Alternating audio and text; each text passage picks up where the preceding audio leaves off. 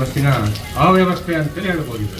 ಯಾಕಂತ ಹೇಳಿದ್ರೆ ಗ್ರಾಮೀಣ ಭಾಗ ಅಂತ ಹೇಳಿದ್ರೆ ಅವರಿಗೆ ನಿರ್ಲಕ್ಷ್ಯ. ಗ್ರಾಮೀಣ ಭಾಗದ ಮಕ್ಕಳು ಲೆಕ್ಕಕ್ಕಿಲ್ಲ. ಈ ಸರ್ಕಾರ ಬಡವರ ಪರವಾಗಿ ಸರ್ಕಾರ ಅಂತದೆ, ಆದರೆ ಬಡವರು ಎಲ್ಲಿದ್ದಾರೆ ಅಂತೇಳಿ ಅವ್ರಿಗೆ ಗೊತ್ತಿಲ್ಲ ಅಂತ ಕಾಣಿಸ್ತದೆ.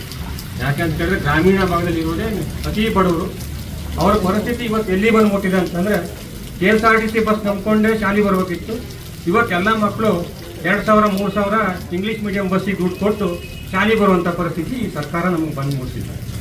ನಮಗೆ ಹೇಳಿ ಕಾರಣ ಏನಂತ ಹೇಳಿದ್ರೆ ಹಿರೇಕೈ ಆಲ್ಕಣಿ ಮಾರ್ಗದಲ್ಲಿ ಒಂದೇ ಬಸ್ ನಾವು ಕೇಳಿ ಬೆಳಗ್ಗೆ ಮತ್ತು ಸಾಯಂಕಾಲ ಬಿಡಿ ಅಂತೇಳಿ, ಅದನ್ನೂ ಕೂಡ ಸರಿಯಾದ ಟೈಮಿಗೆ ಬಿಡದೇನೆ ಮಧ್ಯಾಂತರ ಕಾನ್ಪುರಲ್ಲಿ ಹಾಳಾಗ್ತಿದೆ, ಒಂದು ಸಹ ಫೋನ್ ಮಾಡಿದ್ರೆ ಗಿಡಮ್ಯಾನ್ ಕಟ್ಟಲ್ಲಿ ಹಾಳಾಗಿದೆ, ಒಂದು ಸಹ ಅಜ್ಜಿಬಳ್ಳಲ್ಲಿ ಹಾಳಾಗಿದೆ.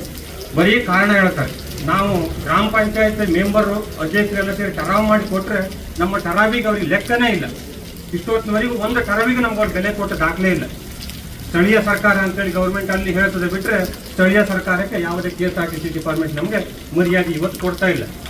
ಹಾಗಾಗಿ ನಮ್ಮ ಹಳ್ಳಿ ಭಾಗದ ಜನರಿಗೆ ವ್ಯವಸ್ಥೆ ಆಗುವ ರೀತಿಯಲ್ಲಿ ಇನ್ನು ಮುಂದಿನ ದಿನಗಳಲ್ಲಾದರೂ ಇದೇ ಒಂದು ಎಚ್ಚರಿಕೆಯನ್ನು ತಿಳ್ಕೊಂಡು ಮಾಡಿದರೆ ಅವರಿಗೂ ನಾವು ನಮ್ಗೆ ಉಪಕಾರ ಮಾಡಿದಷ್ಟು ಪುಣ್ಯ ಬರ್ತದೆ. ಯಾಕಂತ ಹೇಳಿದ್ರೆ ಇನ್ನು ಮುಂದಿನ ದಿನಗಳೆಲ್ಲ ನಾವು ಇಲ್ಲಿ ಅನ್ಸಿರ್ಬೋದು ಎಲ್ಲ ಕೆಲವೇ ಜನ ಬಂದಿದ್ದೀವಿ ಅಂತೇಳಿ.